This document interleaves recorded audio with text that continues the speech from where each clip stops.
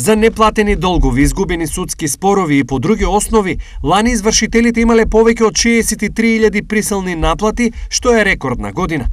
Вкупната наплата во 2021 година е 130 милиони евра и е втора најдобра година по успешност за извршителите во нивното работење воопшто. Ова, меѓу другото, значи дека се пресметени и неплатени многу високи камати, кои во поголем број од случаите се неколкукратно повисоки од основниот долг, нешто кое посебно ги иритира граѓаните. Па не е добро што стават камати. Некој дужен не може да даде, още толку камата му дадат и още толку го заглават. Преголеми се, не да се големи. Каматите преголеми, ама што да правим? Ние не може да ги ставаме и не може да ги сменеме. По големи камати како не стават. На луѓето нема што да јадат, мора да платат таму. Преко судови таму имат пари навака. Много камата, много е тоа, много пари. Много пари, не кај што да кажам, тоа.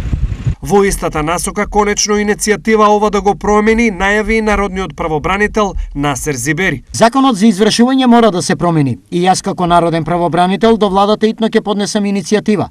Каматата во судските процеси во никој случај не смее да биде повисока од основниот долг во сите спорови. Појасни Зибери. Освен за физичките лица, актуелниот закон жесток бил и за компаниите, но и за државата. И во овој случај наплатени се рекордни суми и тие, освен кај странките, завршиле и кај адвокати и нотари. Така, двојна казна за собствената неажурност платила и државата со незините институции и таа од извршителите била глобена двојно повеќе, односно 74 милиони евра.